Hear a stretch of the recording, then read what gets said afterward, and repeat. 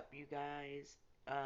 Thank you for returning back to my video. This is part two of the closing arguments of R. Kelly. And when we last left off, the state's attorney for the federal government, lambasted Kanek's tactics in her rebuttal, saying much of what he has said was not in the record and is not true. Okay? Do not let this gas don't let them gaslight you, she said. She's also critical of how the defense had blamed witnesses for their own alleged abuse.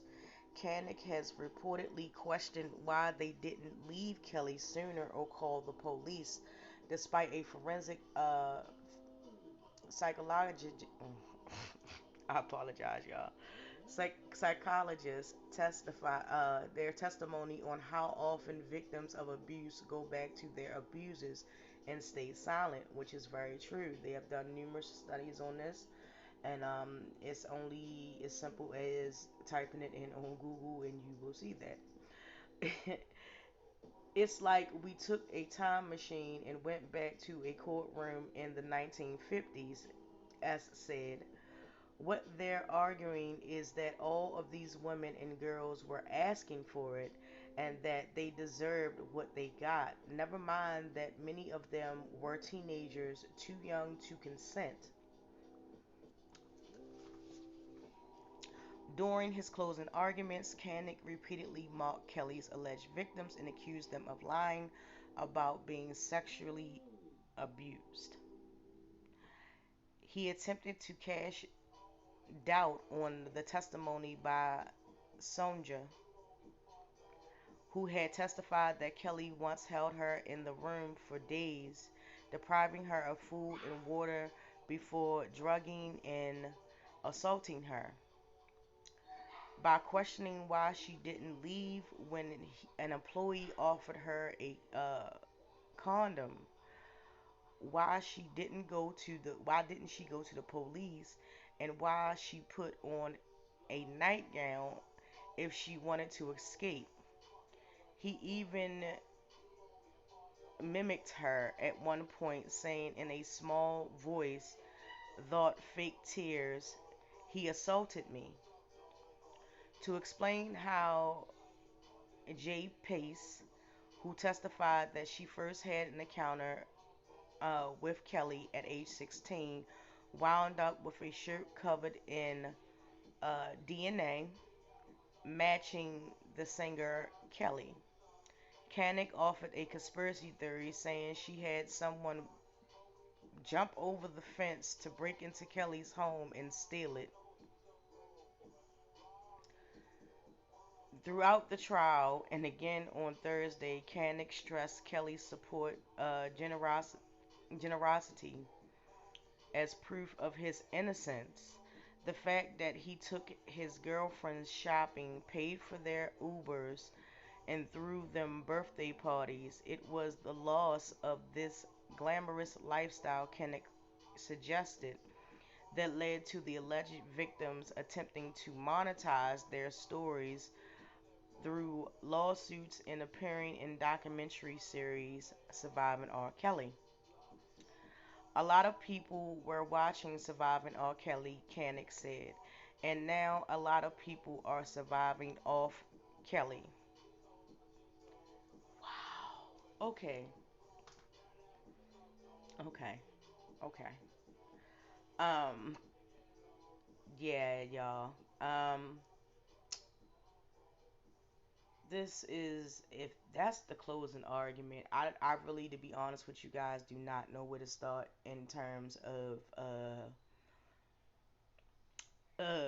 where I should start with his arguments. I did a couple of things in between because I knew this was going to be a very lengthy argument, and I didn't want to hold it in, as I would say. So it's just like this man just paid up here and go against every moral principle that people are supposed to have. Well, not supposed to have, but have them qualities at some point of their life. And to totally justify, as I've said in many other videos in regards to R. Kelly, it is just another person that is enabling this man to justify what he has done, the way he has treated people, the inhumane ways that he has treated people, and to say, hey, just give him a pat on the back, it's gonna be okay. I mean, he might do it again. You know, he may be accused of it allegedly again. Um, but it's just one of those things. He's a mega superstar.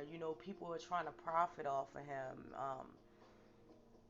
So to speak, just to be, like these girls deserved it.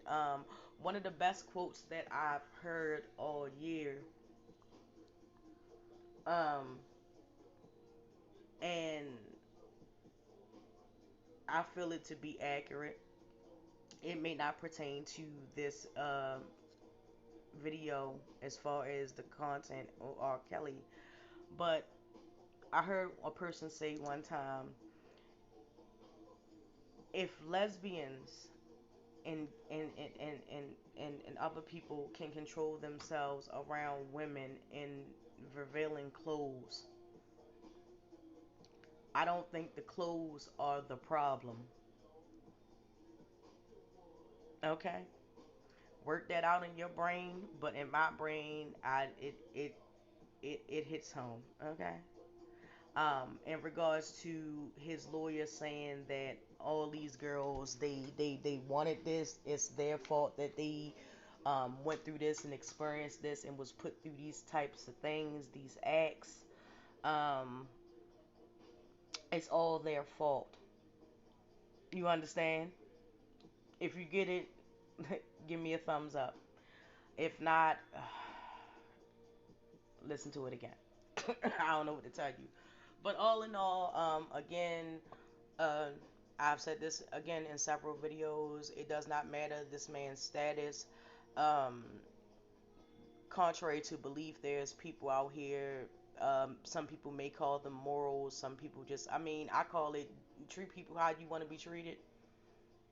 Know what to do and not what to do. Have discernment.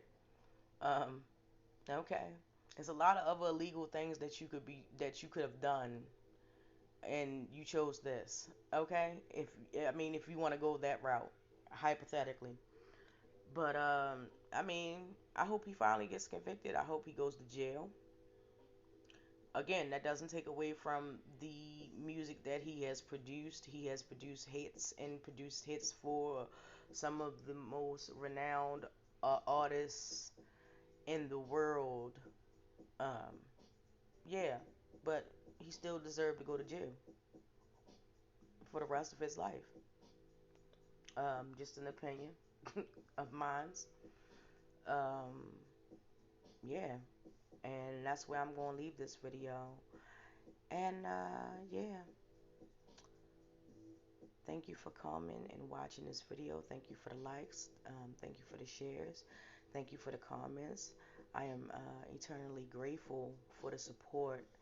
Um, Let me just say that.